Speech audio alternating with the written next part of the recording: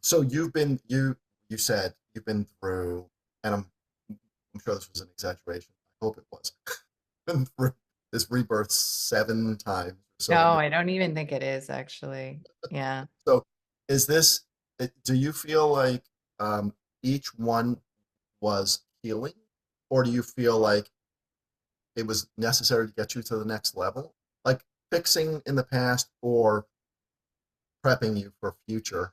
And do Mm, you feel like you are really great where you are right now, mm. or like there's another 7 in your future and maybe before the end of the year? I love that question. Because there has been like what I think from the outside in would look destructive, Yeah. to aspect to my process. And of course, it has inevitably led to what could only be observed as an expansion. However, like I'm a psychiatrist, right? So I love patterns and I love connecting dots. And even though I don't prescribe anymore, I still find value in that. And so what I've observed is like every time my identity and my self-concept would otherwise be constrictive to wherever it is that I'm meant to go in this journey. There is a sacrifice, right? There's something that I formerly would have imagined I could never live without that must be given up, relinquished, or lost.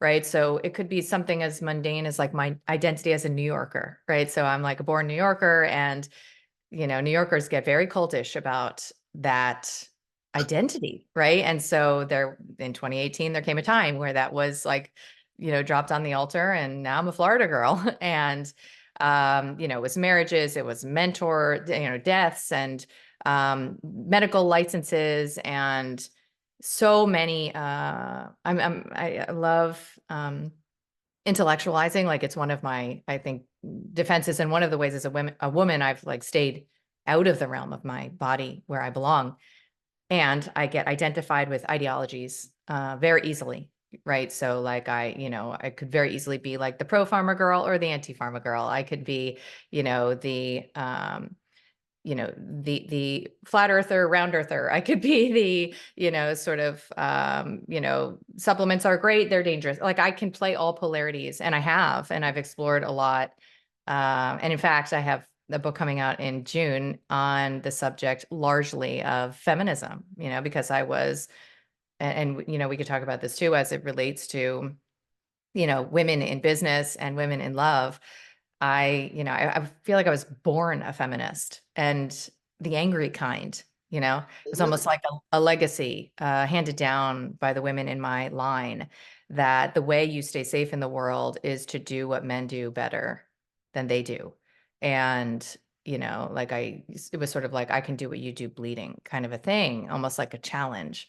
And I developed tremendous masculine, what I would describe now as masculine competencies, right? Organized. I'm an executor. I am, reliable. I have integrity of word. I have, the capacity of foresight and delivery on that. And it's made me very effective as an entrepreneur. It's made me very effective as now a single woman who supports her children on her own. Um, and it has not delivered me to where I was told by the feminist movement I would be delivered, which is this sense of fulfillment and happiness. And this isn't part of the tagline of the feminist waves. However, safety, right? Like where I feel finally unthreatened by, the perpetrator that is the man. So I've been that feminist, and now I'm exploring a very different perspective on what I believe I need as a woman, and perhaps other women relate to, which is very humbling. Just to put it, euphemistically, to explore, which is to acknowledge that I could have all this stuff, but what I really want to feel is safe in my body, safe in the world. And that requires that I end the war with men on the outside, and that I end the war with my own, I call it an inner husband, like a self husband on the inside. Um, and so I've engaged all sorts of practices that the old feminist me would have been like, felt betrayed by, right? So I have like a commitment to never speak ill of men, right? To never shit talk men. I have a commitment to ask men for help so that, the men in my life, all of them, can feel needed and important, and that I recognize that they have gifts and competencies that I simply don't, right? That I've been in many ways mimicking to my own detriment. Um, and the experience that I have of showing men respect is very new. It's very new. I mean, if I had to apologize to every man I've ever disrespected, I mean, it would take me years, um, because I thought that that was how I would feel empowered. And so that is like one of many examples of where I've like swung to what could be argued is the opposite, polarity of where I spent many years very comfortably situated within. And now it's sort of like, oh, here I am again, like another controversial topic that I am, sort of finding myself at the mic around. But yeah, there's been many, many instances where I've shed an identity and experienced the backlash. I mean, it's probably not the right word No, but it's associated with very that. clear. Yeah. Explains it. Hey, so where do you feel it in your body when you ask for help? Oh, I love that question. It's funny. I was talking to I have this I call him like my house husband, this handyman, Joseph, that has helped me out for many, many years, since I moved to Miami.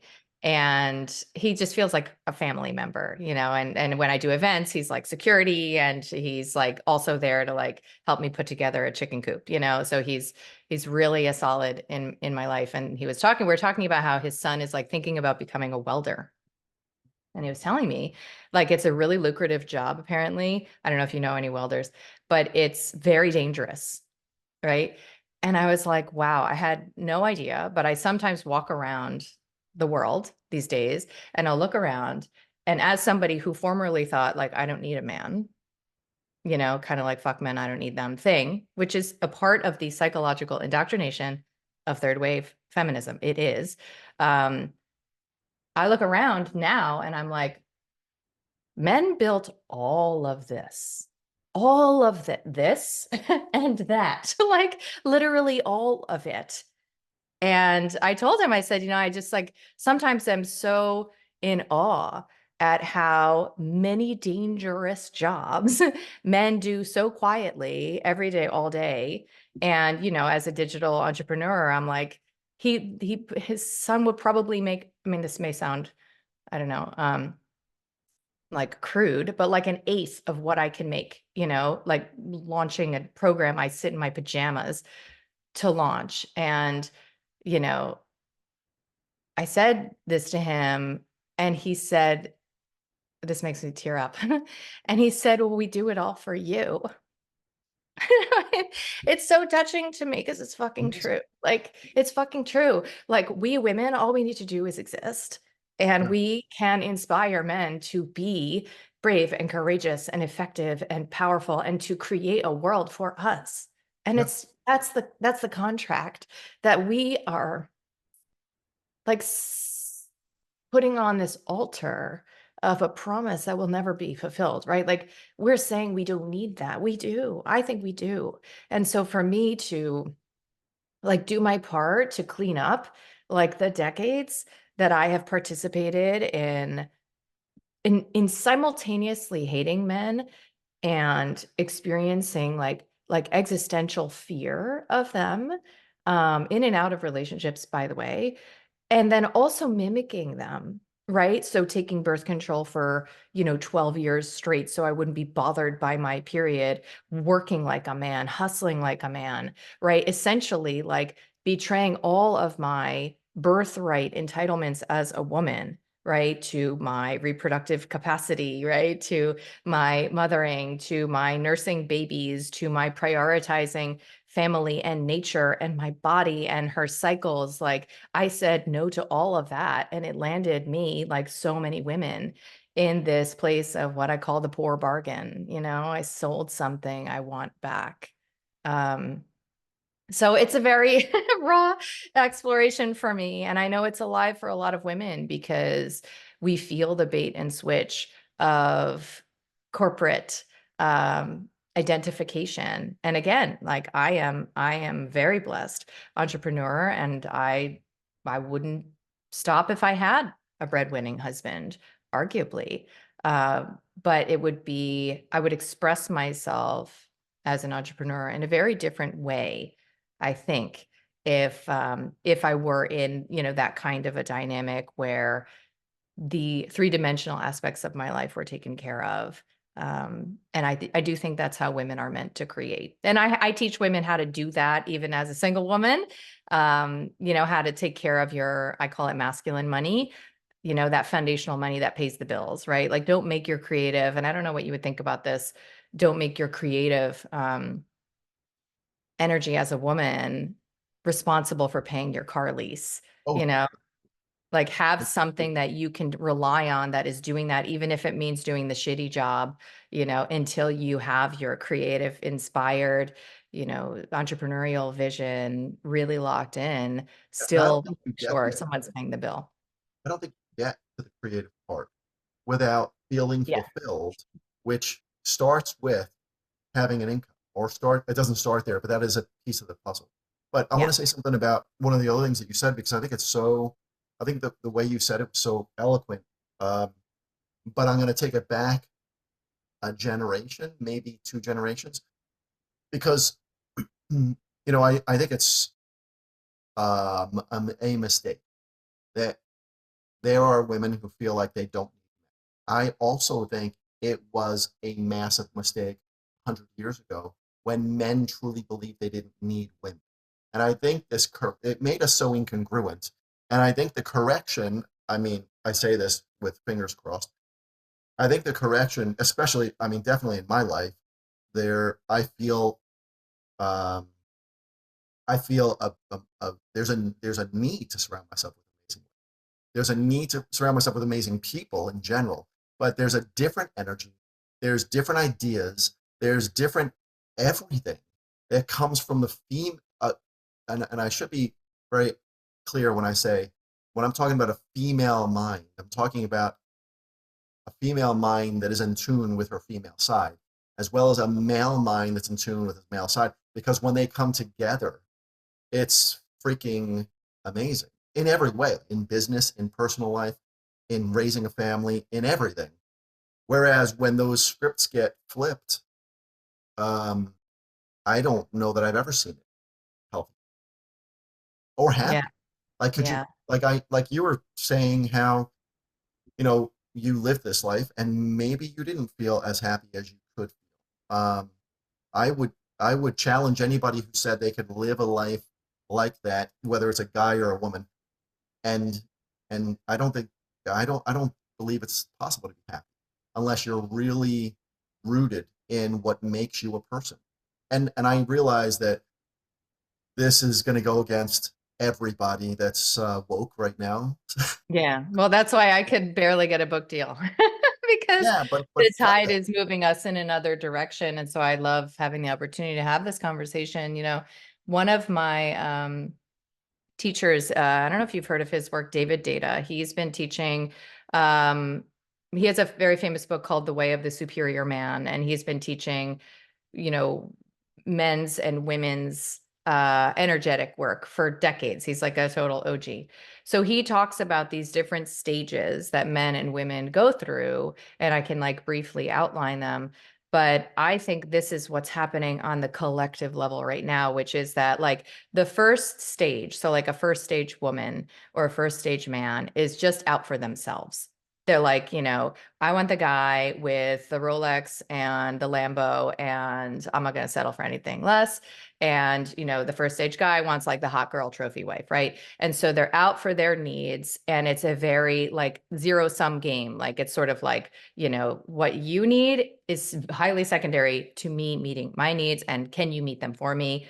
Why aren't you meeting them for me? Like that's where a lot of conflicts come about, right? Then the second stage is negotiations, right? So when you're in the second stage, you are really self-sufficient in a way that you weren't before, right? You kind of don't need, right, the other. And that's what you're referencing. This is where we've come to.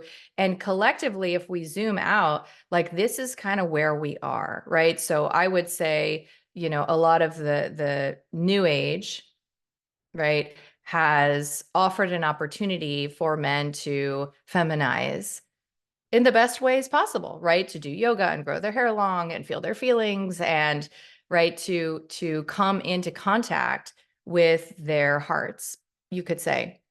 And the feminist movement has masculinized women, where we are self-sufficient. We take care of ourselves. We're not helpless anymore, right? And on the collective level, now it's like almost we are neutralized. And that's why a movement that says your gender is irrelevant, it's all fluid, is taking root, because there is actually fertile soil for that. We are actually neutralized in many ways, right? Where like, I'm confused, right? Or a woman could be confused about like, yes, I'm a woman, but I have so much identification with purpose and achievement and productivity. I don't have identification with my felt intuition, with my sensual pleasure, with the value and meaning and rich guidance of my emotions, let's say, right? So, and the psyop, I would say, as a conspiracy theorist, that's been run on men who have been, forced to apologize for their very existence, right?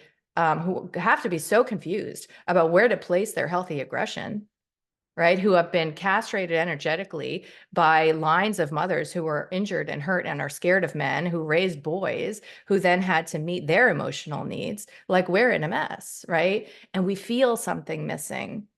And we can express it as anger towards the other, right? And what I refer to as victim consciousness, right? Blaming and finger pointing, and then getting to feel righteously about how wronged we are. But the next step is what you are already intuiting, which is like the third stage, right? And the third stage data says that you serve the other in devotional complementarity, right? You choose because you can, right? So I don't need, he would say, like as a woman, I'm coming upon a puddle, right, in the road, and I don't need a man to put down his coat over the puddle. I could like jump over it, put down my own damn coat, right? But to choose to exhibit a kind of a helplessness so that I can experience his devotional service is actually why I'm fucking here. Like that's literally Brings why both I closer together on both. exactly, exactly in service. And there is the resolution of the zero-sum game. It is the win-win. And that win-win is totally complementary. We want different things. And it turns out that the different things we want actually can serve one another. And if I choose to align with my vulnerable feminine nature, let's say, if a man chooses to align with his dominant masculine energy, he doesn't have to. We can do whatever the hell he wants today, right? And so can I. But should we choose, there is so much more power. I would even say it's like a free energy technology. There is so much that can come. And of course, this is erotically, romantically, but it's honestly even me talking to my handyman, right? Or me in an Uber. Am I going to like tell the guy how to drive the car? Yeah, old me would do that. Hey, turn here. No, can you go a little bit faster? I'm going to be late, right? Like that kind of stuff. Or I can make a micro choice every interaction that I have with every man on this plane. And I can say, there's some way, that I can offer him lead here. And odds are, because I've hired him to be the lead or whatever it is, he may actually be able to do that better should I choose to act as if he is trustworthy. And there's Yeah, there is. It's a restoration, but it's also something we haven't seen before, right? Because so many people are like, "Oh, you just want women to go back to how it was in the 50s?" Like, obviously, obviously, I'm not throwing out the baby with the bathwater. And um, the current model has expired, and that's why, it's not really working, and it's naturally happening that men are starting to gather with men, that women are starting, well, we've always done this actually, but gathering with other women, and we are finding our true essence in these safe contexts so that we can hopefully start to bring it, to each other, I think. Kind of your brain on your background as a psychiatrist, as well as the fact that I know you know so much about chemicals inside the human body.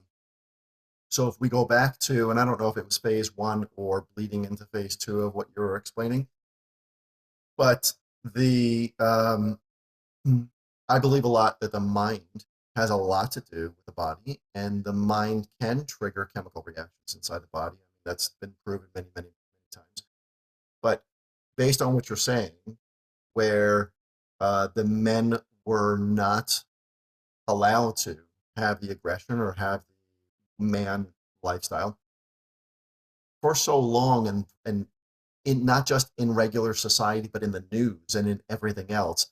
Do you believe that that may be one of the causes that testosterone levels across the board in almost every country are down lower now? Even sperm count is down lower now across the board in normal men, not like in men who actually understand how to take care of their bodies, but across the board. Do you believe that there's a connection there? Yeah, so I am, I think, one of many who believe that the body is a physical expression of the soul, right? So there's never going to be a symptom that you have in the physical dimension that isn't rooted in other more etheric aspects of your, you could even say it's just psycho-emotional, but there's going to be a language of your body that you're meant to learn. And I always like to start in like the most mundane, which is like when we are living in denial that our bodies are us, right? And we think that's just like a meat suit we're wearing or like a rental car we're driving. We make decisions about how to take care of ourselves that are going to result in the body saying, "Hey, that's not the vibe," right? So there are all sorts of, plastics and xenoestrogens and pesticides and ways that you can, you know, experience your diet and your consumerism that will estrogenize you as a man, right? So, and it's not just sort of like, oh, we live in such a dangerous, shitty world right now. It's like those choices are not the choices that somebody who actually gives a shit about themselves make. And there's a moment where it's time to give a shit about yourself. And, until that moment, you're just you're just doing you. The way, I believe it's very risky to judge the past you, right? It's really easy for me to look back on, again, I've painted for you how much I've changed over the years. It's would be very easy for me to look back and be like, oh, poor ignorant Kelly. Like she just didn't know. And now I'm so enlightened and I know everything. And I choose not to relate to myself that way, because it will make shifting again in the future all the more difficult, right? When there's those, um, that weight of feeling the wrongness associated with it. So, when you know better, you do better. And I do absolutely think that there is not just in the way boys are mothered, but it's the dominant culture, right? It's a Rockefeller funded school system, right? Where a little boy, instead of going out and learning how to hunt and build shit and, cultivate his sense of relationship to the natural world, what is he doing? He's sitting in his little desk. Oh, wow. That's huge thunder. He's sitting in his little desk. Typically, a woman is in front of him, right? So, teacher, and he is being told to obey and be compliant. And he even has to, and this is true for girls, of course, too, raise his hand for his own biological impulses to be expressed. So, he is literally indoctrinated around the fact that he is not the master of his own body. He must ask permission from a woman who is not even his mom. Who the hell is this woman, right? Like, and he is um, compelled to stay up in his mind. And again, this goes for girls too, but in this discussion, I think there's even another layer, right? And this is why boys are diagnosed with things like ADHD, insinuating that something is wrong with this child instead of something is wrong with putting this child in this environment and expecting him to comply without resistance. So all of that, layered on top of being mothered by a woman who is not emotionally mature, who does not know how to self-regulate, let alone co-regulate this child, meaning on a nervous system level, she cannot offer him soothing and expects him to regulate her system, right? Be a good boy for mommy. Sometimes these parentification dynamics with sons, especially if the father has passed away or he's absentee, can even be like eroticized. And I'm not suggesting incest. I'm literally just saying the boy becomes like a husband. He plays the role of a husband and even a parent to this woman. And so much of this is normalized that we would look at a mother parenting this way and be like, oh, she's just has a naughty boy, she's trying to like get him in line. But boys need to express, especially boys, healthy aggression. They need to have outlets for that. And there's pretty much nothing in our dominant culture that acknowledges that. So then it's like I have a teacher, Omer Pani, who says, we raise the lamb, but that as women, we want the wolf, right? And you even think about something like boner shame, right? So like as a little boy, I wasn't a boy, but you can comment, right? If you have even the slightest experience of like erectile activity in your pants as a boy, I mean, that's like literally the most humiliating thing that could happen to a boy, I'm pretty sure, right? At the Which wrong is time. better than wetting your pants. Yeah. Okay, it's got to And be up, right? but every kid in school, every boy in school has that. Right. Like So you're not allowed to experience any that you have no control over, any arousal. But then when you're having sex later in your life, you better turn it on and you better have a rock hard cock like the entire experience, right? So like, what is that messaging? Be ashamed of your body. Its natural, expression is a problem. And by the way, also perform when we want you to. So we have this experience as women of having participated in raising beta males wanting alpha, later on. And it is something that I think we are in. I believe that women have a lot of control, a lot of power that we abdicate regularly.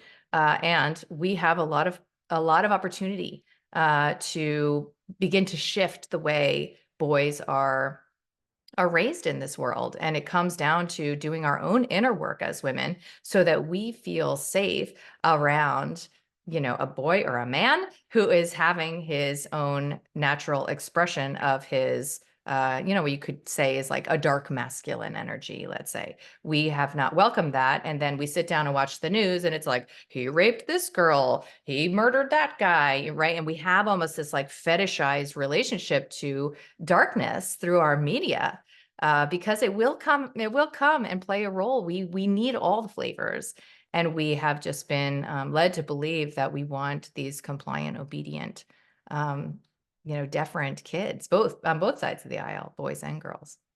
so, well, you used a word that I want to talk about for a second. Do you consider yourself an alpha? Yes. Yeah. And I say it reluctantly because it's my conditioning, like it's my woundology that I think has led me here. It's served me. It has absolutely served me.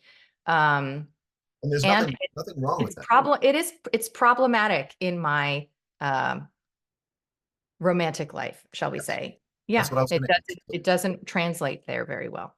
As Well, you can imagine. probably for the right man, it does. However, it was a leading question because I wanted to ask you this. Um, and I know, like you and I know each other enough to know that you have had a tremendous amount of success in business. There's no way you could have had your practice in Manhattan, um, written four books, right? One being a children's book, um, and have coaching programs in multiple in health and mindset, entrepreneurialism, have an MD. Like you have like your list is long, right? You are, as I am, an entrepreneur. Like we have our hands in multiple things, and we have a strong desire to grow multiple things. So you've got an alpha in you no matter what. Now, but my question is, do you believe that there can be two alphas in a relationship? And and part two of the question is, what is your view on the term power couple? Mm. I love this conversation. This is like my favorite stuff to talk about. And I don't get to talk about it often when I'm, crusading about, natural medicine. Um, so I gave a presentation, it was probably a year ago at, I don't know if you've ever heard of the Weston Price Foundation, but it's like a nutrition oriented, a lot of like holistic health practitioners. And anyway, so I was giving a talk and there were like 2,000 people in the rooms. It was really packed. And in the Q&A afterward, the talk was about health reclamation, right? So it's about resolving chronic illness and moving beyond diagnoses and prescriptions, et cetera. But somebody asked me what I thought about like gender politics and whatever was coming up. So it's not on topic, but I gave my answer. I have an opinion about everything, and I gave my answer, and I said, I was talking about what we've already talked about, so the complementarity, and the sacred nature of the contract between men and women, that I believe we are rediscovering. And I said this line, I said, I don't know, but most of the women that I know are very powerful and very strong. And they want to be well handled by a trustworthy man. And literally, Chris, there was like like an ecstatic exhale across this 2,000 person room filled with like older biddies, like it was like not exactly like, a 30 something year old women's event. And it was so affirming to me that that we are gaslighting ourselves as women if we imagine that we want to be in control, and that yearning like in our hearts to be led by a man we respect and therefore trust is going to persist whether or not we acknowledge that it's there.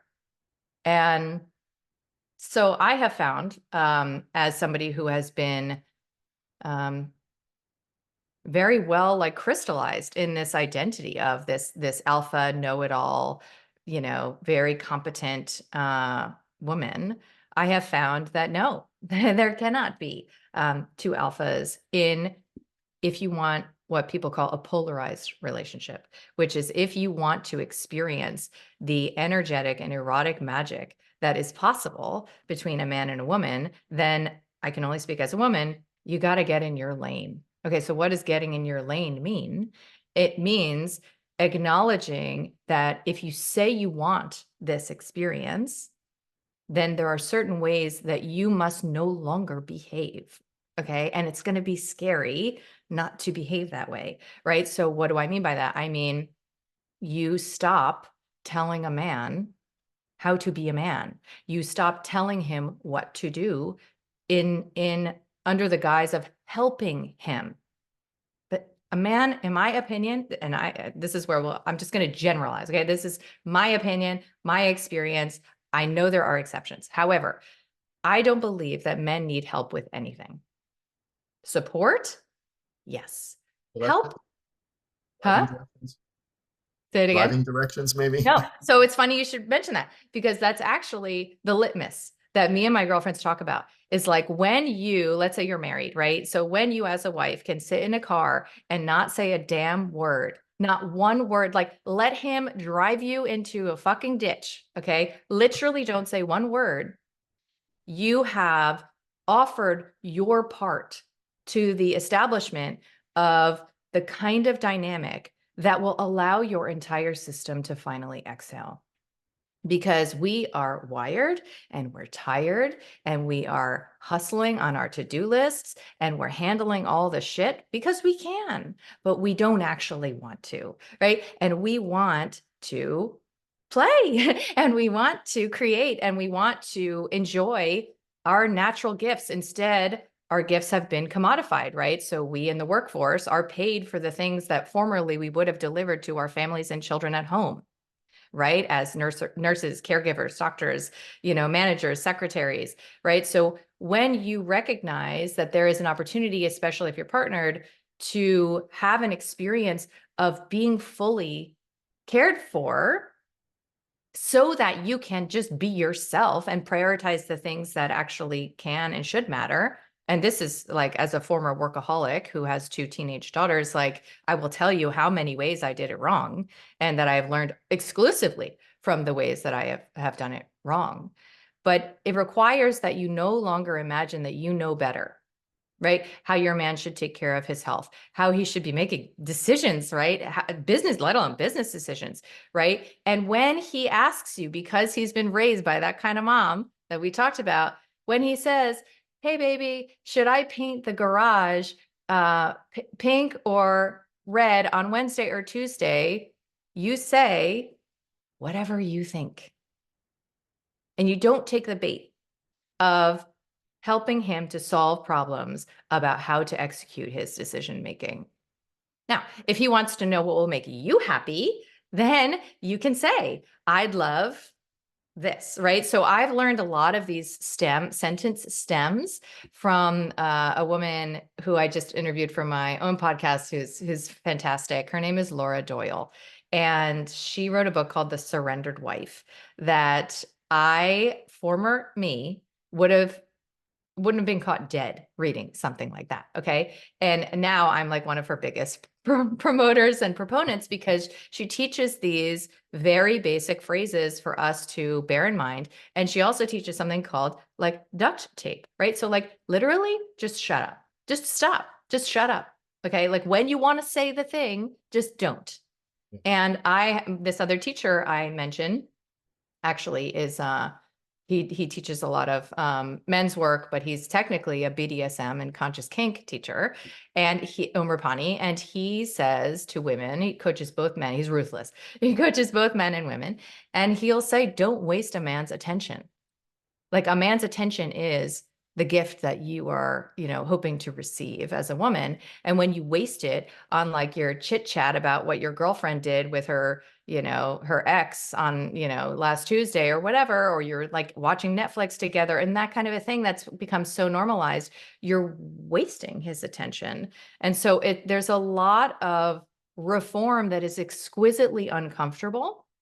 And the reason I like Doyle's work is because she has outcomes. I'm an outcomes girl, right? So I've published in the medical literature, my outcomes, many of which are history making. I like to see proof. I don't want to hear rhetoric and philosophy, because I can, spin a lot of bullshit myself. And if it wasn't anchored in observable proof, I don't know that it's anything other than, you know, snake oil salesman Well, I ship. guess. So yeah, she has these outcomes, and it's women who their husbands, they've not gone to couples therapy. Okay. No couples therapy. The man has not done any inner child healing. He's not done plant medicine. He's not gone to see a psychologist, nothing. She has made these changes, right? Shown him appreciation, respect, focused on the aspects of him that are worth celebrating, stopped trying to micromanage the things that he can figure out how to do, right? And it also means you allow him to fail, okay? You don't rescue him from himself. And you do these things, and somehow your shitty marriage that was heading towards divorce is now like totally regenerated, right? Like, how is that possible if only the woman was making the changes? It's because we have this capacity as women to wield influence that we have been abdicating because we're so focused on our victim stories of how we are wronged, all the time by the man that we chose. We chose this man. If you don't want him, leave. I've done it twice, right? I don't recommend it. Like, I didn't have tools. Women leave 70% of marriages. So we leave all the time. And we also are the ones who can turn it around. So I've become, ironically, right, but you learn through your experience, like a big advocate for the covenant of marriage and how it actually serves women and children, to stay in it, right? To remain in it. And I don't think I would have been able to appreciate that had, if I didn't have the notches on my belt, so to speak. But the first thing to acknowledge as a woman is that you actually want to experience the guidance and leadership of a man who knows better than you how to sort out reality, right? Like how to sort out the decision making, problem solving realm of action. If that's not something that interests you, I'm not talking to you, okay? But I am talking to a lot of women who natively long for that. And in the sort of like egalitarian, like we'll both bring home money and contribute kind of a thing, I don't know. I think we have really messed with the potential for that. So I've also come to believe that men are providers and that they probably want to be, and that we Okay. interfere with that. Well, Yeah, we interfere with that, in marital dynamics, by imagining that it's a good idea for us to contribute. And again, as somebody with her own business that I love, I I am not suggesting that like you should just like eat grapes on the couch in the moment you get married. But again, like we were saying, if you are not in the provider role, there are all sorts of dynamics that become available where your experience of your business, your experience of what it is that you want to express and create in the world is driven by a very different energy than it is otherwise. So yeah, that transition from alpha girl boss, right? Um, to surrendered wife, if we want to use her phrase, is something that we need to learn. It's not native to our, behavior and our psychology. And I think it needs to be normalized by other women who say, yeah, this does feel good actually, and here's some ways that you can make that transition, like when you close your laptop, at 5 p.m. or whatever, and you want to spend the rest of the night, with your man, like here's energetically some of the ways you can transition out of that, masculine dominant um energy, that alpha energy, into a yin energy. Like it requires attention and practice. It's it does, and not something that's gonna happen. it requires a buffer time also. At Exactly. least in my life, Yes. there's a difference, and I learned this a long time ago when I was in the health club industry because I had, had a chain of clubs, and it would take me 45 minutes to drive home after I closed, a club. So I would close for the night. If I stayed there until the end, I would drive home. And and I found that time, that 45 or so minutes, was so cleansing for Yeah. me to get all the little arguments out of my head, to clean up all the little things that I thought needed to be off my list and then maybe on tomorrow's list, whatever. And then I arrived completely focused and I was there and ready for family time. Whereas then selling that way back in 2004, I transitioned from that to now working out of my house for quite a while, and there was no buffer time. So every time I opened up my office door, my kids would hear the office door and immediately say, "Oh my God, hey, he's out of his office!" And they would run and like they'd be all over me, which was great, but there was no buffer time. So often I had my business hat on. So the exact same thing Yep. that you're saying, like there's got to be, I believe, buffer time. Yes. Another thing would be, I think it's very important that we touch upon another characteristic. So we talked about alphaism, right? Being an alpha, but competitive. I have found, and I'm curious about what you think about this. I found in my relationships that if I'm in a relationship and I've only been in a relationship once with somebody highly competitive, like highly competitive, and it wasn't good for me. I'm and it's competitive. Being competitive is terrific in some instances. Certainly in business, I mean, I could list probably a dozen ways in life being competitive is advantageous to you. But in a relationship, when there's a man and a woman and they are competitive against each other for anything, like let's go out mountain biking. Great, that's going to be bonding. It's going to be wonderful, but one has to beat the other one. And if that happens on a regular basis with small things in a relationship, eventually you start to look down on the person that you are constantly beating. And so if that's the woman, they begin to look down on the man. If that's a man, they begin to look down, and they are no longer equals and building this wonderful, what was the word that you used before? Polarized Yeah, yeah, and relationship. complementary. Yeah. I mean, I think competition kills a relationship in some ways. What are your thoughts on that? So I've had this discussion with my daughter, who is in high school, and she's in a beautiful relationship. Actually, like, I thought I was going to be the one to like end the cycle of unfulfilling, man-woman dynamics in my family line, but my daughter has done that already. I mean, her relationship is so emotionally mature that it rivals, if not surpasses, most of my friends' marriages. And I would notice, so literally my daughter has like won debate team trophies. Okay, so the apple did not fall far. She has an extraordinary ability to debate and argue and get her way, which is fantastic. Okay, she should get and have everything that she wants. I believe all people should. Okay, so I would notice that she and her boyfriend would get into like these debates about little things. Like they would just like argue about, not like playfully, but like about like who's right about stuff. And I took her aside one day and I said, listen, like, totally get it. And your mind is like a weapon. I mean, your mind is unrivaled.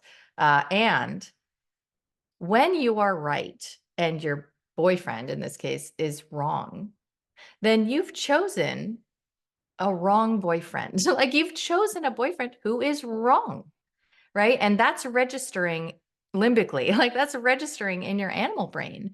And it's ultimately going to be quite corrosive, even if it feels satisfying and fun, to win the debate or be right about like the little thing you're arguing about in a way that you can substantiate, and you looked it up online and you found out, yes, you were right. Ultimately, for the exact reasons you're suggesting, it is pretty much the nail in the coffin, I would say, of a dynamic. I like to think a lot about masculine and feminine woundology, and specifically mother and father wounds. So like if I were to be very simplistic about it, I would say the mother wound that I believe we all experience and are designed to experience as a part of our, incarnate reclamation journey that we came here for. The mother wound is that you felt unloved and unlovable. It's that simple, right? And the father wound is that you felt unsafe. Right. So if you are a woman who has, a big raging father wound, as I've been, then you're going to find a surrogate sense of safety in being right. Right. I have a girlfriend who's working on her marriage in these ways, and she's been married 22 years. And I encouraged her recently because we went out to dinner, right? And she corrected her husband about like the title of a book in front of me. So mundane. In a million years, I never would have even noticed this. But now, because I think this way, I was like, hey, it might be nice if you just say, I'm sorry for disrespecting you in front of Kelly by, correcting when you said the title of the book. And and she joked with me. She's so funny and amazing and very down to do, whatever it takes. And she said, Kelly, I've been right for 22 years. You have to understand, like, this is not easy, right? And the truth is that she recognizes, I recognize, and ultimately even my daughter recognized that what we want is not available through that rightness. So it's always about coming back to fulfilling my needs, right? So in the end, what I want is not available through that. But I do think the competitive impulse is an expression of father woundology. It's an expression of a fear of men, right? So, we as women, we walk this plane physiologically vulnerable. We just are, right? if I'm in a room with you, I say something you don't like, you have a temper, you can literally kill me with your bare hands. And that's just a fact. For the vast majority of men on this plane can do that to me. Okay. And I walk every day with a white noise of that reality informing my strategic defenses. This is just how it is, right? So it makes sense that if we haven't acknowledged that fear, we haven't learned to develop intimacy. What is the story of that fear? The part that's holding that, right? It's universal for women, but then there's always a personal narrative that has informed why men are scary and untrustworthy, and you don't want to let down your guard, and you don't want to be vulnerable, and you certainly don't want to just like, allow him to, take you wherever it is that he feels is right to move you, right? But you can create the conditions to reprogram that. You can create the conditions to rewrite that story. And it starts with relinquishing the competitive impulse, right? And it doesn't matter if it's playful. I mean, whatever. Again, it depends what kind of dynamic you want. But if you want a dynamic where you are led by a man you respect and who allows you mastery in your domain as a woman, then it's not going to work to try to establish hierarchy. The hierarchy, in my opinion, already exists. It's already available. And when you're trying to establish it, you're acting the way I've seen men act, right? That's why they play sports and do things like this. And I think they can and should be competitive with one another because men, right, like establish a hierarchy with each other. When you hang out with a bunch of men, there's one of you who knows, I'm the best at kicking the ball. I'm the best at paying the bill. Like you have that hierarchy and it works. It's not necessarily like, a devaluing and an inflation of somebody's worth and value. It's just an organizing principle. Right. And so, people use the word patriarchy. I don't use that anymore anyway, as sort of like a slander to refer to how we've been wronged by men. And meanwhile, like by my review, of history, men have also suffered at the hands of other, tyrants and murderers and all manner of risk, probably more than we have, right? So if we're talking about this like 1% of men who are in some sort of position of dominance, then we're really talking about power. We're talking about a relationship to power that has run its course and helped to remind us of what power can look like. And that's where, and why actually I've interested myself, even in these years I've been celibate, I've interested myself in the culture of BDSM and conscious kink because it's a way to choose dominance and submission through consent, to say yes to something that in all of human history has been imposed, right? All of the suffering of humanity has been through non-consensual domination. So when you can bring intention and consent and more, to that kind of exploration of power, there's transcendent, even ecstatic experiences that become available. So in the structuring of a relationship, that translates as well. But there's a lot of bad habits, that we have to look at as women. So then, so let's go into dating because we've talked a lot about how men and women connect and how they think and potentially how they could do really well in a relationship. Are you dating right now? Are you in the dating scene, I should say?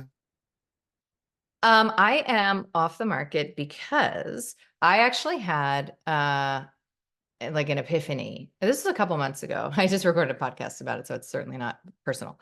But I had this epiphany that I imagine a lot of mothers who are listening might be able to relate to, because it's otherwise very personal to my trajectory.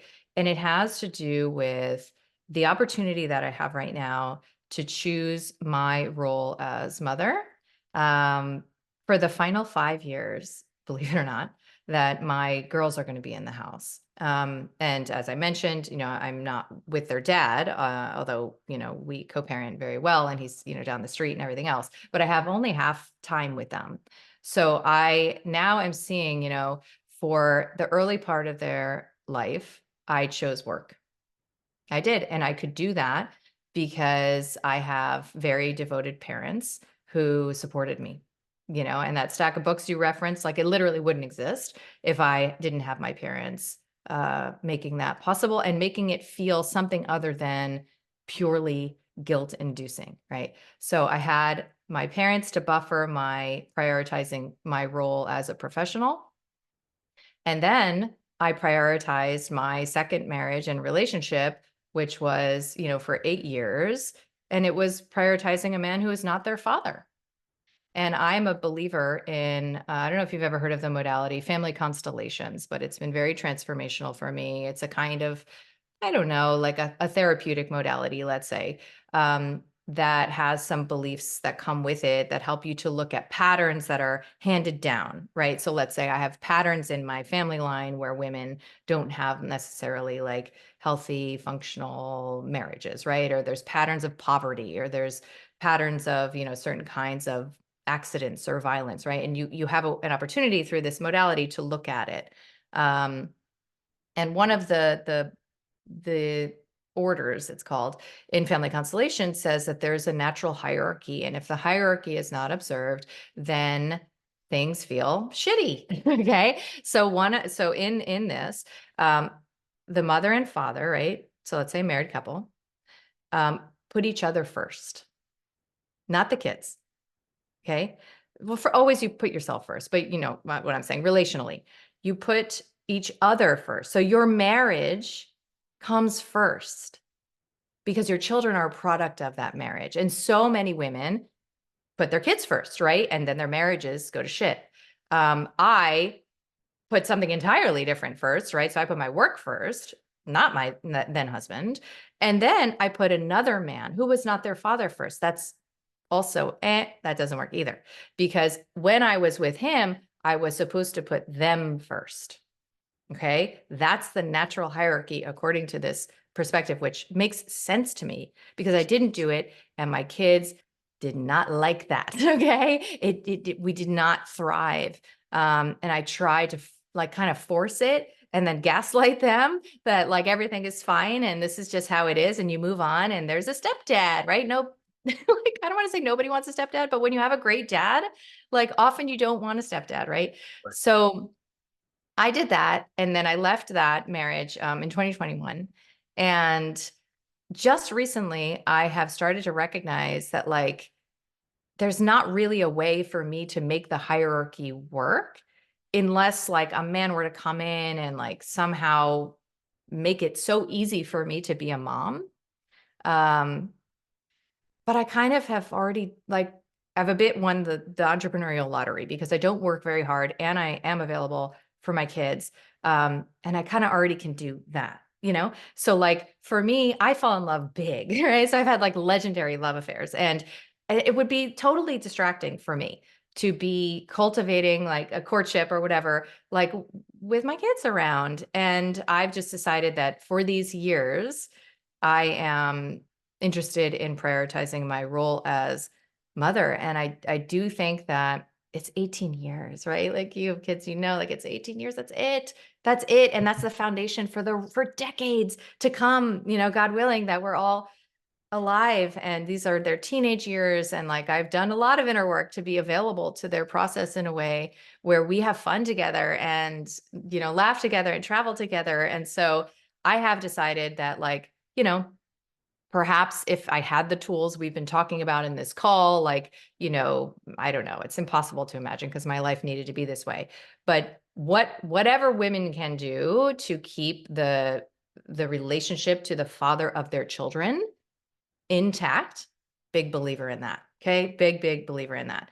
And then introducing other men into your life when you have kids, not a huge believer in that anymore, for a lot of reasons, especially if you're also, interested in your relationship to your work and your expression as an entrepreneur. Your kids are going to take back burner I don't know. At least it's very possible. And I just think there are like regrettable dimensions of that. So at the moment, I'm not. However, I have plenty of opinions about what works in the dating world and what does not. Yeah, I want to get into some of those, but that's fascinating. You said it was family constellation, correct? And the path, Yeah, it's an old modality. And anybody can find this. Like they're done in groups all over the world. There's a Netflix series called Another Self that has popularized it. And I mean, I even have like a recorded workshop that, I offer, so you can see it because it's so hard to explain. And even Gwyneth Paltrow has a thing called Sex, Love, and Goop, and it's depicted there too. So it's sort of kind of like having its moment in the sun, but it's very hard to explain how it works. Other than that, people represent other people in your family. They don't know you. They don't know your stuff. Doesn't matter, and they reveal things that you would otherwise struggle to see. Um, in your own life, like you see it through these representatives. yeah, I think my life is the upside down version of yours. When I um, when I got a divorce, I became a full-time dad, and so I went immediately into dad mode, and and spent the great majority of my time. I actually didn't even work when they were home. If when they were at school, I get as much done as Yeah. humanly possible. I'm talking pots and pots of coffee, that amount of work done, right? And then as soon as they needed to be picked up, stopped everything Yeah. 30 minutes before they had to be picked up, you know, cleaned myself up, changed, got in the car, and I now was dad. And dad for the rest of the evening had, cooked amazing, meals so that they had this security of dad's here, it's normal, here's meals, here's a regular bedtime, here are the stories we're going to read before bed, the whole entire thing. And then they got older and I stopped reading stories because they wanted me to stop. I could still be doing it with a 16 and a 20-year-old. I absolutely could still do it. But I think they would definitely have a problem with that. But and then 3 years or so after, or a couple of years after, getting into the dating scene, very, very like dip your toe in the water kind of dating scene. And then um, met the first woman that I dated after divorce, and didn't tell my kids that, like, I'm a firm believer that you don't introduce anybody into your family life until you know it's serious, like, which is going to be a minimum of a year in my life. Like, maybe I move very, very slow. I don't know, but a minimum of a year. And then if it's appropriate, we start talking about, hey, let's introduce you to my kids, which was a great introduction because my kids actually were saying the only reason why I did it back then was because my kids were mentioning how much happier I seemed, Mm. and they wanted to know why, and they wanted to know if I was going out with somebody, which I was averse to telling them because I thought it was so weird. Like, gosh, when you get a divorce and then all of a sudden you how do you have a conversation with your kids that I'm dating? That's foreign. That's foreign to me, at least. I came from a like when you were talking about patterns before. My patterns with my family, my parents, and their parents. Nobody in my family had ever. Like, Wow. when you talk about, hey, I want to be number one at something, Yeah. I was the first at Yeah. that. It's Yeah. not the thing you want to be number one at. So it was totally foreign to me. So I had no, role models. Thank God for how to introduce kids to another other. But anyway, but so I was kind of flipped from what you were But saying. I also think bringing, and again, this is my sort of like traditional values, which is funny because I confuse a lot of people. I'm a pole dancer and I have all sorts of, non-traditional interests that provoke a lot of like the Christians in my community, for example. Um, And I really do have like pretty traditional values when it comes to the role of the sexes, right? So I think bringing another woman's energy into your children's life is fundamentally different than me bringing another man's energy. And not like I'm advocating, which I'm not, for like polygamy or something, but I do think that, like, let's say, who knows, well, let's say historically or tribally or even ancestrally, children were raised by lots of women, right? So like the mom and the sisters and the cousins and the aunts, right? That's how birth used to be. There were all the women in the room. Um, the idea of there being like multiple men in the scene, I think, is confusing. I think it's maybe even on a hierarchical level confusing. So I do think it's particular to women who are divorced from the father of their children, bringing men into their lives. Um, my opinion is that my learned opinion is that it should only happen if that man is such a powerful provider that he actually makes it easy for you to be a mother again. And you don't have to be the dad and the mom, right? Like you were the mom and the dad, it sounds like, for that window of time. Yeah. And it'd be great if somebody who came into your life could support you in such a way where you could just be the dad. Like that would be a win, Listen, I was right? born to be a dad, so I reveled in every minute of it. Amazing. But certainly not optimal, obviously not optimal. But I look back on it with really good memories. Mm. Uh, so okay, so you said that you have a lot of opinions on dating. So I'm going to ask you some opinions, and we're going to start really high up at the top. Um, so for us, an entrepreneur who is single, who is going through, who is in the dating scene, it's weird. Like it's freaking weird. Um, Especially where you meet people. Like I don't go to bars. I don't necessarily want to meet a woman when I get off stage and I just gave a big talk because I don't think they saw me. I don't think they Yeah. see the real me, and whatever they're attracted to at that point isn't me. It's business me. Okay. It's like business, and now combine that with now I'm speaking. So it's a very small segment of that, and they're attracted to that. So what is left? There's dating apps that are left, which is astronomically weird. So give me an idea of where you see entrepreneurs meeting. So I tried this, and I can't say that I endorse it based on my experience, but I like the concept and the idea of a matchmaker because, again, huh? I tried that also.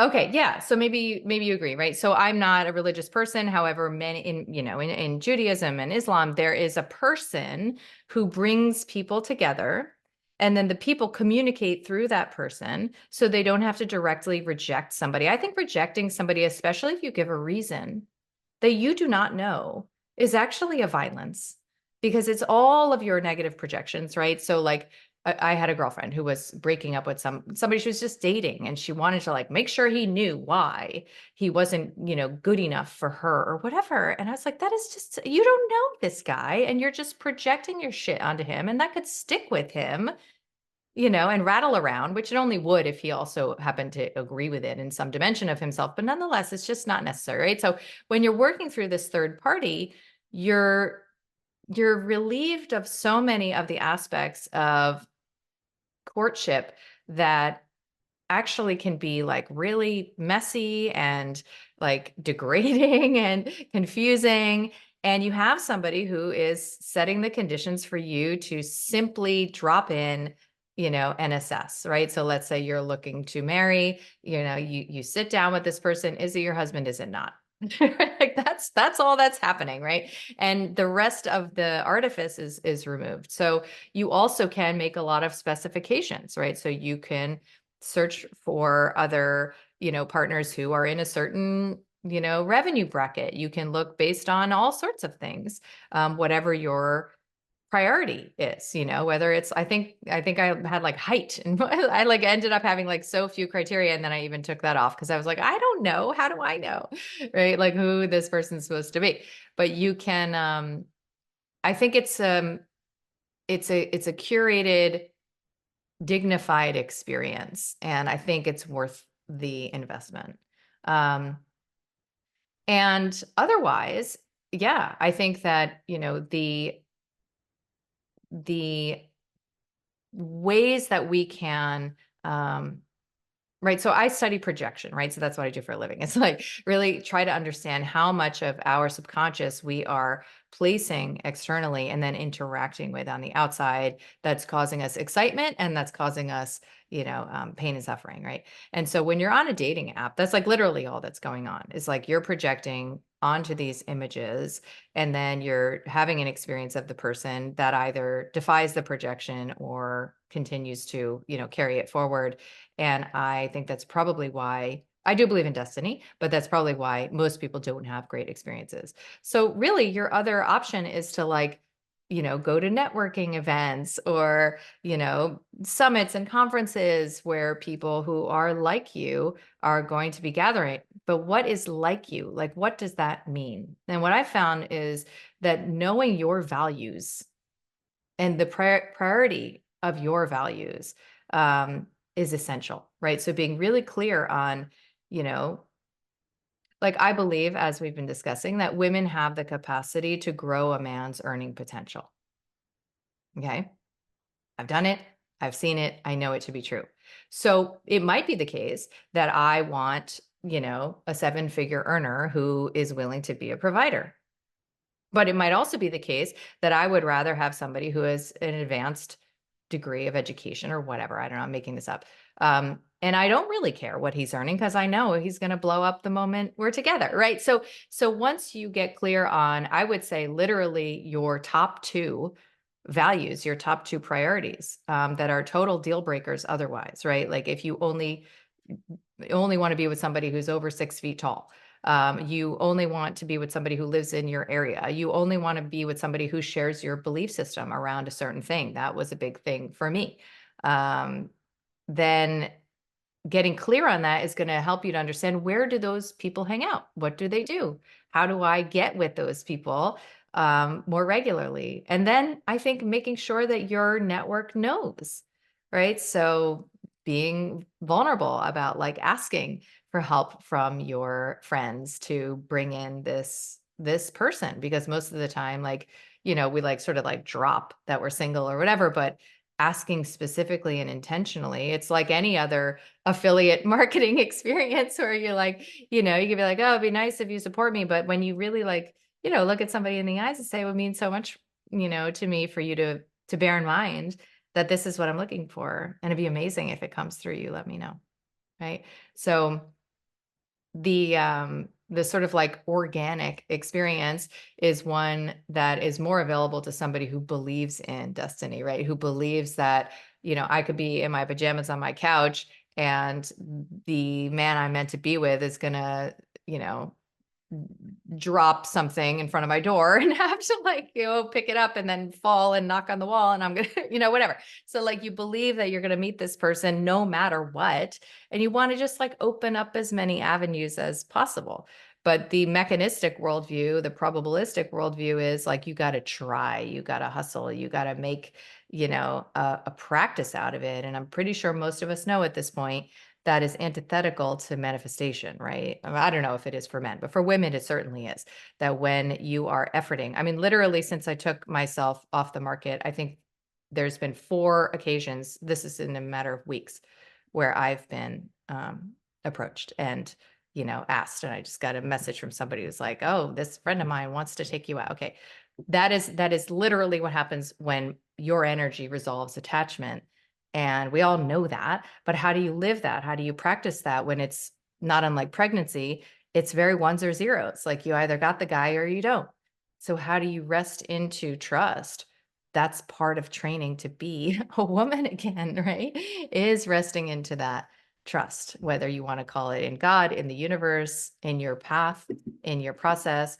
Um, Knowing that the timing is going to make you smile when it finally reveals itself. It's going to be such an amazing story and it's going to make so much sense. And you could not have possibly written it if you were in charge of writing it, which you only partially are, right? So your job is to be open. And this is where I encourage women and myself um, to learn to play with flirtatious energy without being guarded around strings attached, right? So I used to imagine that if I were to be playful or flirtatious or even make eye contact or whatever um, with somebody that I have no interest in being with, that it would cost me something. I would be leading him on and it would potentially like send the wrong message and then I'd have to deal with that later.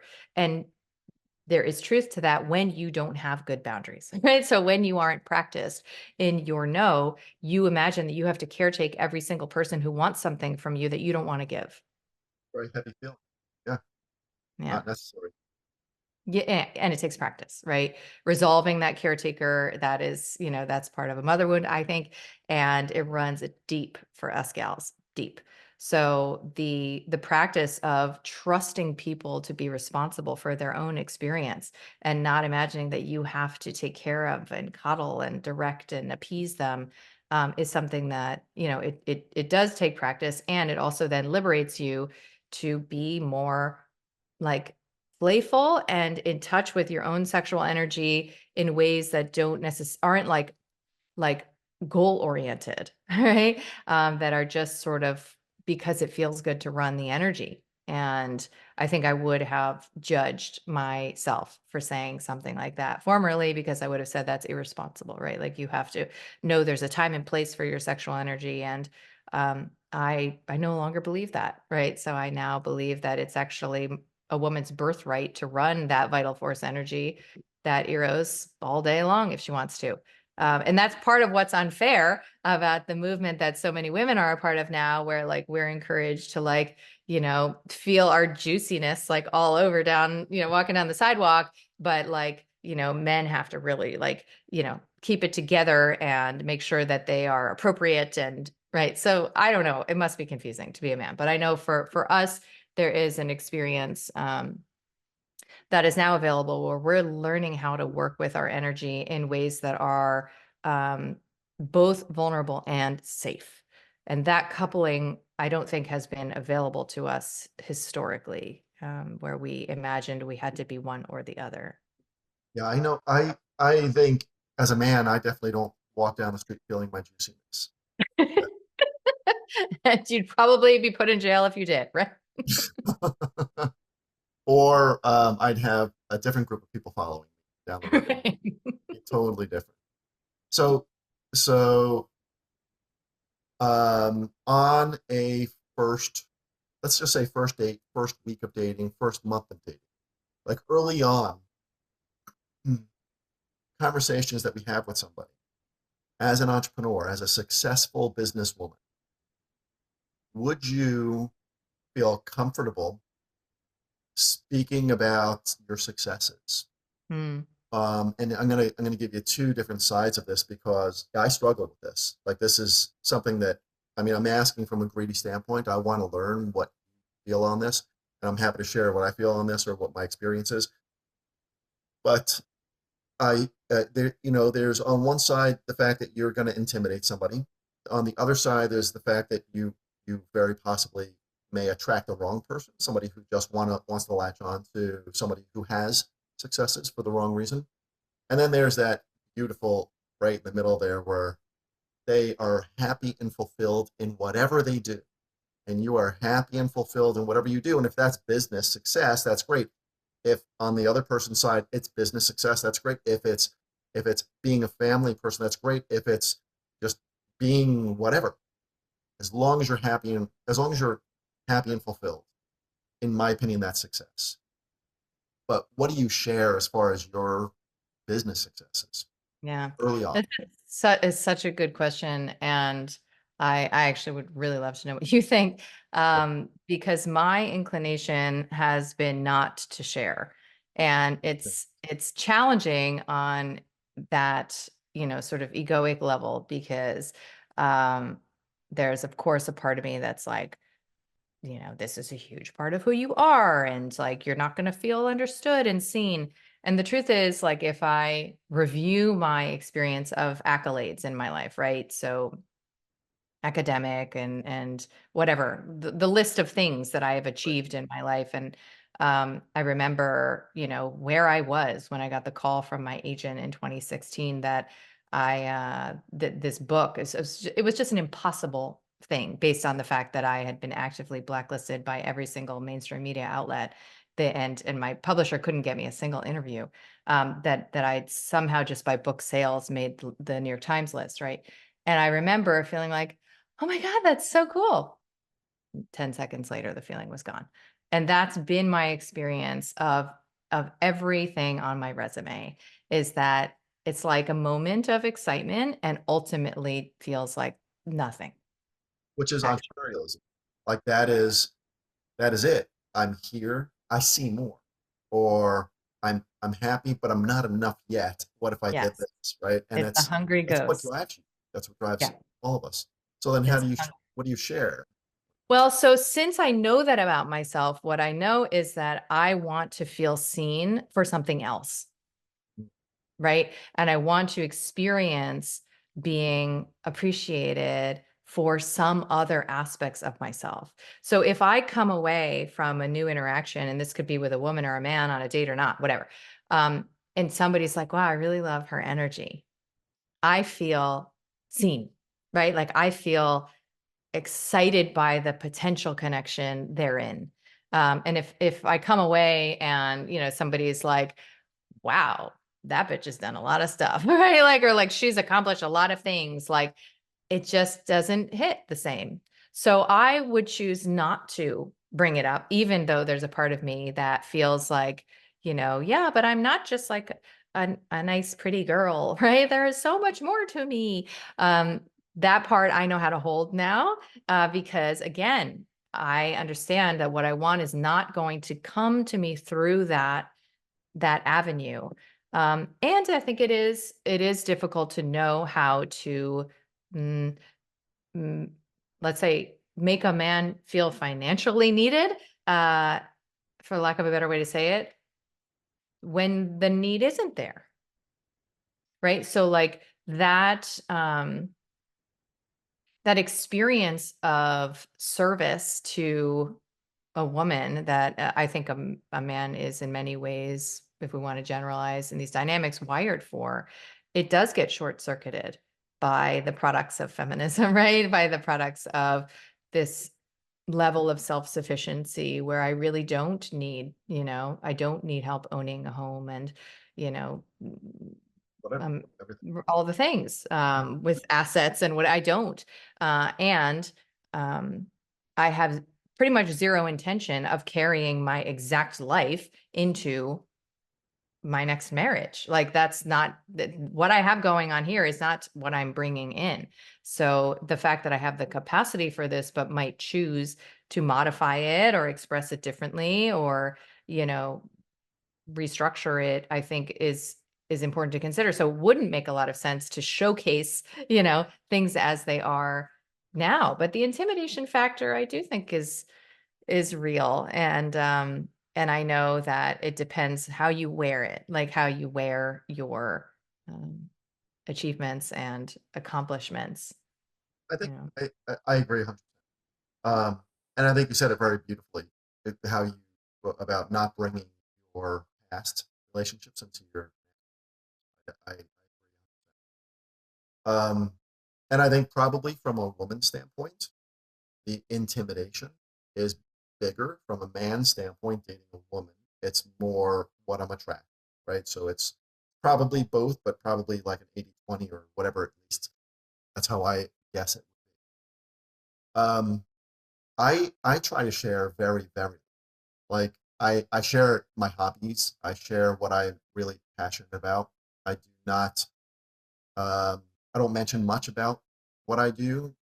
When somebody asks what I do for a living, um, I say I'm in VC, and then I immediately go right into other things about what asking questions about her or something else, um, because most people don't know what VC is, and if they do, okay, I get it. That's gonna put me on some type of a level.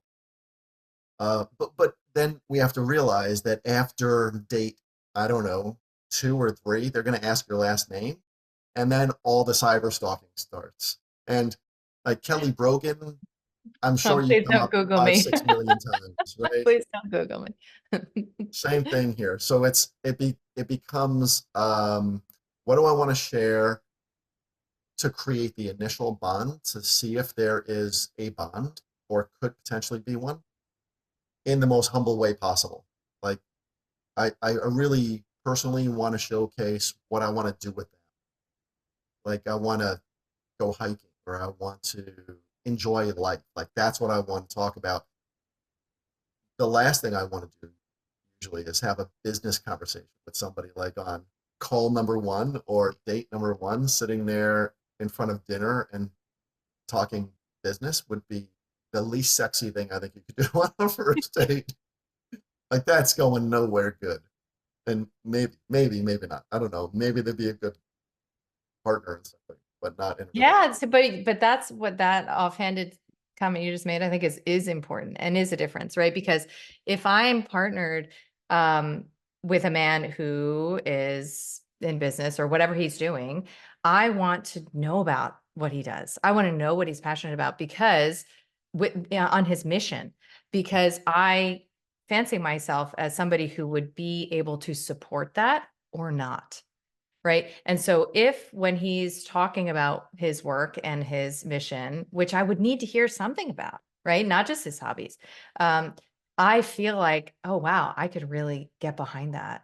And I could apply my enthusiasm and my intuition to what he might need to be disburdened in his life of things that would otherwise distract him from his mission, right? Like, then I want to have a feeling for that. Whereas, if I'm bringing that same conversation as a woman to the table, I think there's a possibility for that neutralization, right? That egalitarian psychology of like, we're both that competitive energy.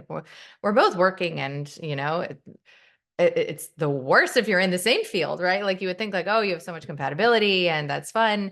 It's the hardest to navigate, if you're in similar fields, I would say. So I have had an experience that I know a lot of women have had. It does not sound like you are this kind of a date, where there's not a lot of question asking of the woman, right? Where there's like Oh, a really? misattunement of men who, because we are good conversationalists, typically as women, and we ask questions. And I don't know that our asking questions of men, I think sometimes you tell me it can feel almost like an interrogation, right? And Well, the listen, opposite is not the case.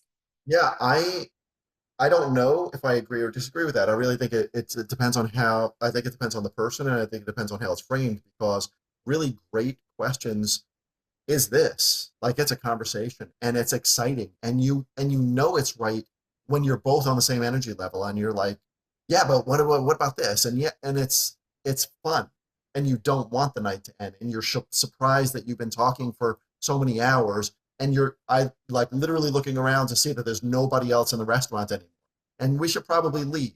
Let's go take a walk on the beach now. Is that okay with you? Like that kind of a thing, instead of I mean, I could absolutely see what you're saying, where the woman is asking so many questions that it feels like an interrogation. And I could also see guys who are very intimidated or insecure, where they talk so much because they're trying to share every little piece of the puzzle just to see what sparks your attention, which is not like I'm the exact opposite. I just want to ask, and I share a lot of what is in my life, just not, I just don't want to say, here's the number of books I've written, here's the number of you know businesses I've got. Like that's shocking to somebody. When you say, it's shocking, and it's very scary, it's very weird, I think, for a lot of people when you say I have multiple companies. Like they think, oh, you're a jack of all trades, like you have I'm like, no, they're successful companies. Like they're real companies. I'm not like trying something and then jumping to something. It's not like I have a lawnmower business and then I have a hockey business. But but it's a conversation. I think they're fun conversations done right. Done wrong, then it's a short date. Yeah, requires attunement, right, Yeah. to who's in front of you, like you said. Yeah. What are your feelings on, and this is a very weird, touchy question, I think, but what are your feelings on dating somebody who makes considerably more money or dating somebody who can makes considerably less money? So I am a believer in shadow desires, right? Subconscious desires that express through what it is that actually is happening in our lives. Like literally what's in front of you. I believe you know, I have a colleague, Carolyn Lovewell, who writes, havingness is evidence of wantingness, right? So if you have it, there's some part of you that actually wants it, right? So subconsciously in my previous relationships, I clearly wanted to be the breadwinner. I clearly wanted to be in a dominant role. And I clearly was uncomfortable being with somebody who was a more powerful earner than me. Consciously, I didn't want, right? Consciously, I wanted that. Um, and I think that's why I'm a big advocate for, again, I can only speak as a woman, for having a window of celibacy so that you can learn these things about yourself, so that you can take the time and pay attention to these dimensions of yourself that would otherwise get obscured by relational dynamics, and really start to understand like how it is that you've generated patterns of disappointment and resentment and unfulfillment because a part of you has wanted those things and gotten needs met and maybe even enjoyed the aspects of those things that you thought you didn't like. So when I look at, okay, why might I not want somebody who is a more powerful provider or earner than me? If I ask that question, I can see all sorts of scary vulnerability that arises in that kind of a dynamic, right? And what would that mean I bring to the table, right? So again, this is feminist psychology. Is like there's things I need to bring to the table monetarily to be valuable that I don't actually just have inherent value as a woman being in the dynamic, right? So that that transition for a lot of us as women is very uncomfortable and can feel and look entitled if it is practiced in advance of its maturation, let's say. So if I, as a woman, start to feel into the fact that being in my energy, being in my presence is the gift, that's what I bring to the table, is you get to be around this and access this. Then I relinquish that I also can split the dinner and I'll pay for half the vacation and whatever it is that I used to do, or more than that. Um, I get to look at the fact that I was otherwise doing that so I could level the playing field because I didn't actually trust the person in front of me. Yeah. Right. So there's deep dynamics, that feed into something that feels really simple. At this point, I think the best and most advanced practice for me would be to be with somebody who forces my surrender, right? And that would require being with somebody who is more, quote unquote, however you want to phrase this, successful than I am, so that I finally see what it's like to choose a kind of dependency that I would never have chosen if I was afraid to have that experience because I was too busy creating my own self-sufficiency and independence, right?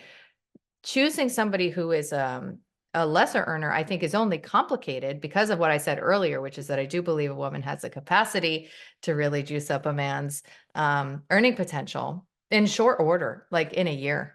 Um, because I know that, I think the only complicating factor is when you enter in with inverted polarity dynamics, right? Like it's not easy to pedal out of that, Yeah. because we want to be more nuanced and say like there's so many different ways we could experience power in a relationship, but financial success, establishment of a mission, experience of mastery in a given arena, this is how we are conditioned and wired to work with power, right? And there's a million other ways to be powerful. In fact, that's what I teach, right? It's like myself and the women I speak to is the power that is in, that elective submission, right? The power that is in the vulnerability, the power that is in choosing to soften when you know you can be hard.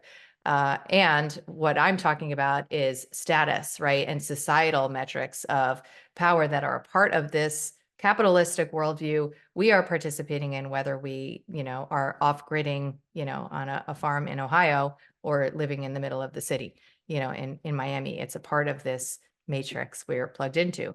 So I think that's tough to navigate when you do choose somebody as a woman, let's say, who is a lesser earner. Like, can that man bring his authority, his agency, his dominance to the table energetically in those conditions? If so, great. I don't think there's any problem there.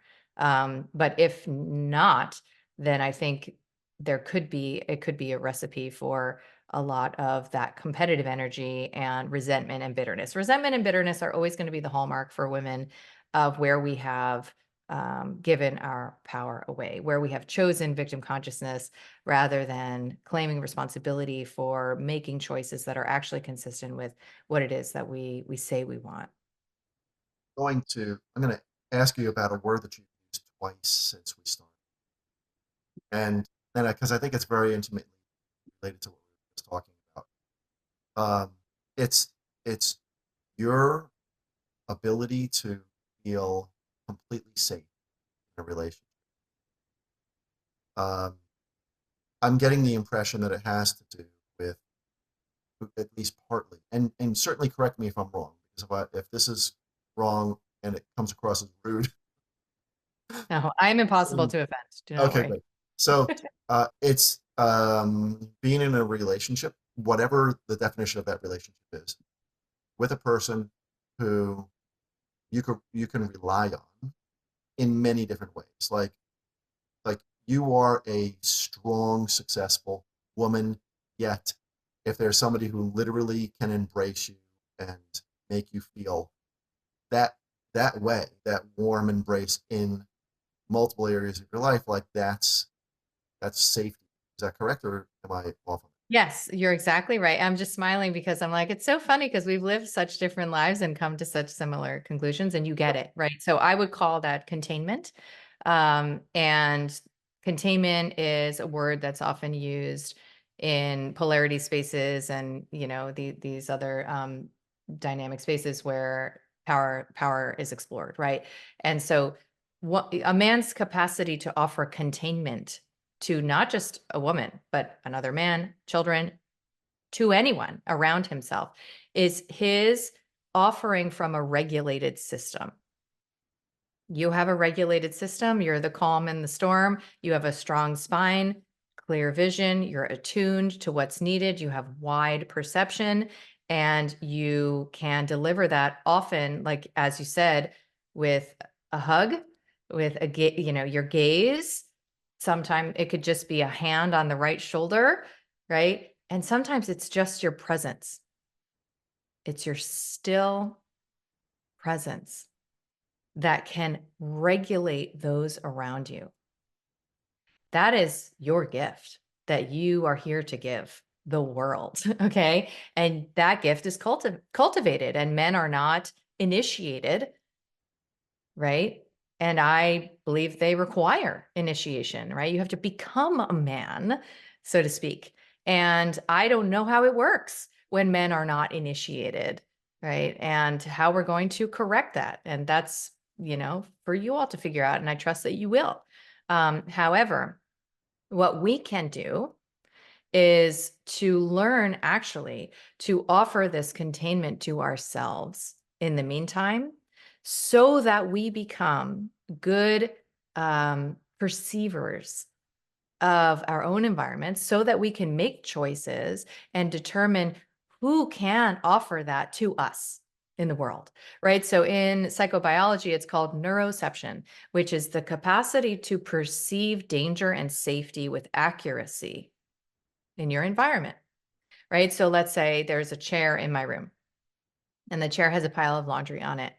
And it's like dim lighting, and I'm like, and I think it's like an intruder, right? That's a failure of neuroception. If I can see, however, even though it looks kind of like an intruder. It's just a pile of laundry. I have reclaimed that, right? From my projections, from my, wiring of my own trauma-based experience, right? So as a woman, I could sit here and be like, men should do a better job making this a safe world.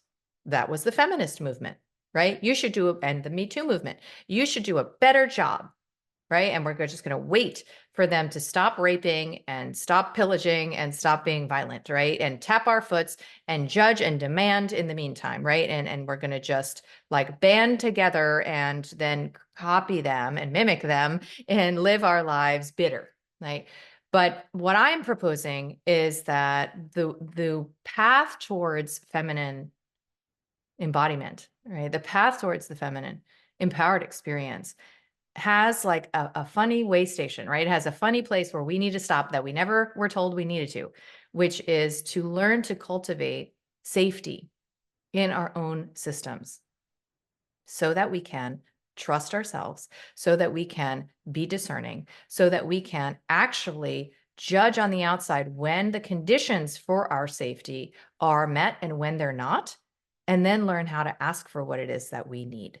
All of these skills, I was not raised with any of those skills. Like literally, midlife, I am learning now, how to regulate my system, how to listen to my body, how to assess whether or not, needs can be met, right? This is why we choose partners who fundamentally are emotionally incompatible with us, because we ignore that little no inside, the red flags, right? If you will, we feel it like within 10 minutes on the first date. Okay. It reveals itself through our bodies and we ignore it, right?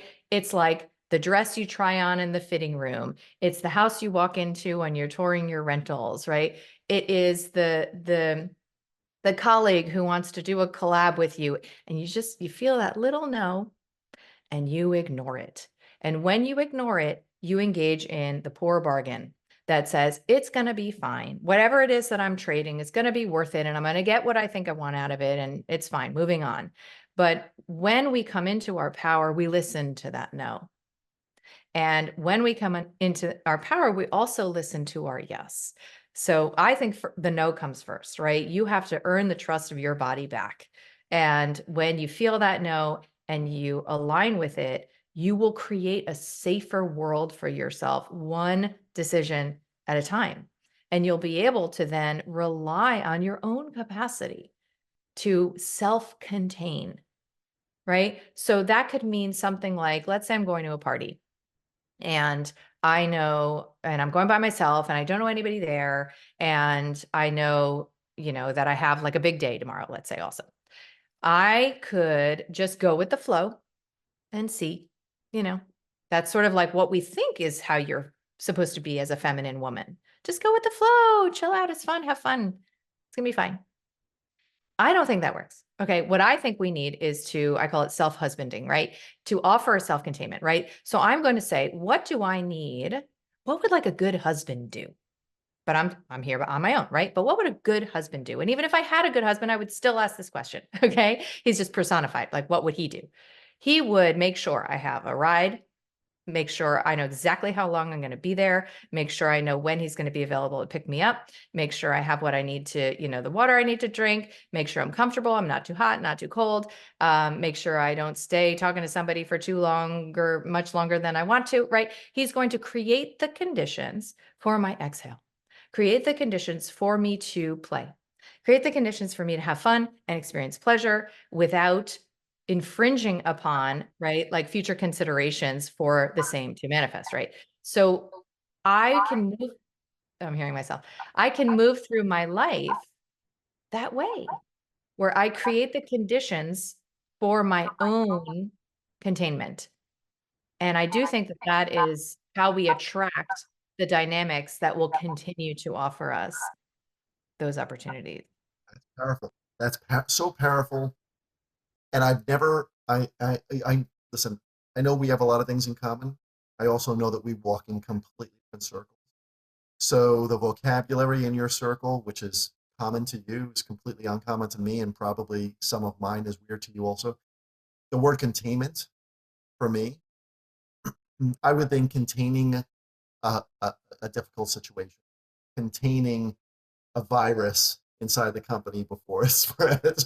Whereas the way you verbalized it was wonderful. And I now think of that word in a much better way. Yeah, it's like the river banks, right? Like the river to flow needs banks, right? Or you have a little flame and you put a little glass around it. It's the way you create the conditions for energy to do what it wants to do without burning out, becoming stagnant, or becoming destructive or unruly, right? So the containment is the structure, it's the masculine structuring. And we can sit here and wait for men to figure it out, right? Or we can learn self mastery in this way so that we attract and identify the man who will be a match to what it is that we offer ourselves. Love that analogy. I'm getting it completely wrong, but I love it. And I'm going to repeat the way I understood it because I love both of them. So if the female is the flame and the man is the glass container, it allows the woman to shine even brighter.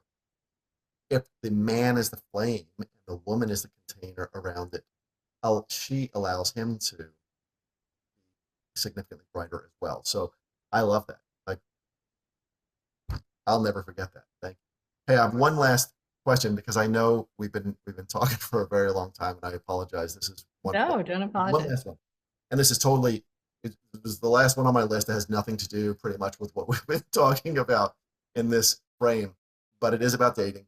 Um, and I understand you're not in the dating scene right now, but if you were in the dating scene, how far would you travel? So here, let me give you an example.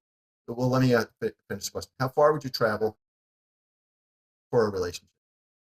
I had a friend who, I'm sorry, I do still have this friend. He's been a friend of mine for like 20 years. Great guy, sits on my advisory team. I trust him so much. He's a brother. And he was divorced about a year before I was. And I was talking to him one time about, he was one of the people who actually helped me get the courage to actually date afterwards. I mean, because like I said before, I got a divorce and then I was, not on the market for a long time because I was just a dad. And then I got used to just being a dad and it was very comfortable for me and I really enjoyed it. And a couple of my friends said, "Hey, this is not healthy. Like, you need to show your kids that what a healthy relationship is. Like, you need to get back out there." And dating apps are the way to do that, the easiest way right now. And I'm like, "Well, dating apps weren't around when I was originally dating. I don't know how to do this." And one of the questions on a dating app is, well, what is the distance that you will travel to go to see somebody? And so this guy said, I will go anywhere for the right person. If I find her in Germany, in Canada, in Texas, down the road from my house, I don't care. I will go anywhere for the right person. I'll make it happen. I'm fortunate to have the money to do that. I'm fortunate to have the time to do that. That's it. It's for me. And I've been up and down on this.